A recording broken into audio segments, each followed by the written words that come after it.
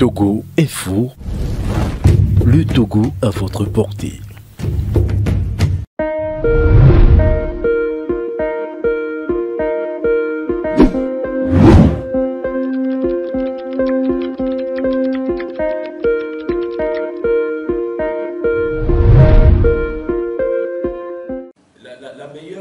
La meilleure recette à tout homme politique et à tout acteur politique, c'est les concertations.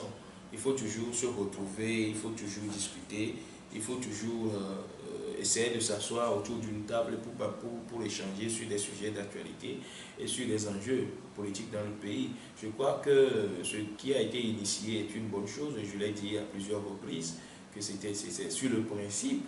Cette initiative du Sénat est une bonne chose. Il faut toujours multiplier même de telles initiatives à d'autres secteurs. Aujourd'hui, il y a également la vie chère.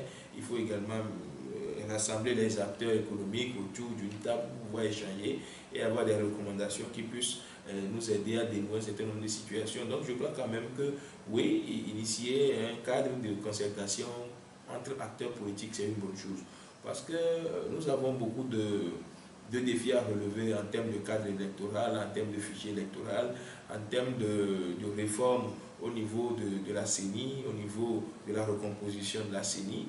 Nous avons toujours débattu de tels sujets pendant plusieurs années et nous ne sommes jamais parvenus véritablement à des conclusions qui puissent nous aider à avancer.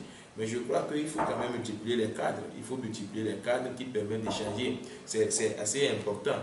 Donc, selon nous aujourd'hui, le Sénap est bien fondé pour nous permettre d'avancer et pour nous permettre surtout de pouvoir trouver des solutions idoines et surtout assainir aussi la vie politique togolaise. C'est important.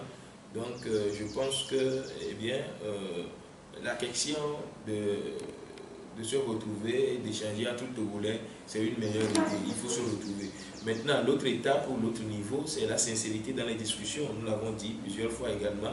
Il faut que les acteurs qui se retrouvent puissent discuter de façon sincère et mettre également en place un certain nombre de mécanismes et d'instruments qui permettront de pouvoir respecter les engagements qui seront pris ou alors les propositions, les recommandations qui seront retenues et la mise en œuvre soit également une mise en œuvre inclusive. Cela permettra que nous puissions toujours garantir la cohésion et la cohésion devient en temps normal également la garantie même de la stabilité sociale. Donc c'est très important.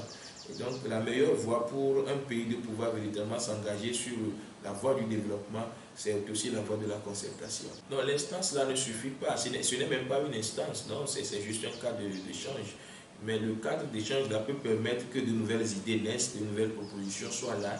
Et l'étude, l'examen de ces recommandations pourra permettre qu'on puisse parvenir à une mise en œuvre inclusive, à une application inclusive qui est l'adhésion de toute personne, de tout le monde. Et je pense que si vous parlez de dénouer totalement la crise politique togolaise, je crois qu'il y a encore tellement d'aspects qu'il faut prendre en compte. Il y a tellement d'acteurs également qu'il faut associer. Pour le moment, le Sénat n'a rassemblé que, à mon sens, parce que moi je n'ai pas pris part aux discussions, le Sénat n'a rassemblé que les acteurs politiques.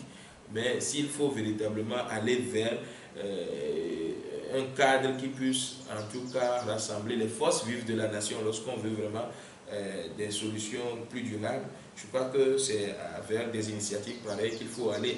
Cela permettra quand même de prendre en compte un certain nombre d'éléments de façon globalisante pour que tous les aspects liés donc à la vie en commun dans le pays puissent être pris en compte et permettre également que nous puissions véritablement aller vers les vraies solutions durables pour notre pays, et tout en incluant absolument tous les vecteurs liés donc à la réconciliation nationale et à l'apaisement politique dans le pays.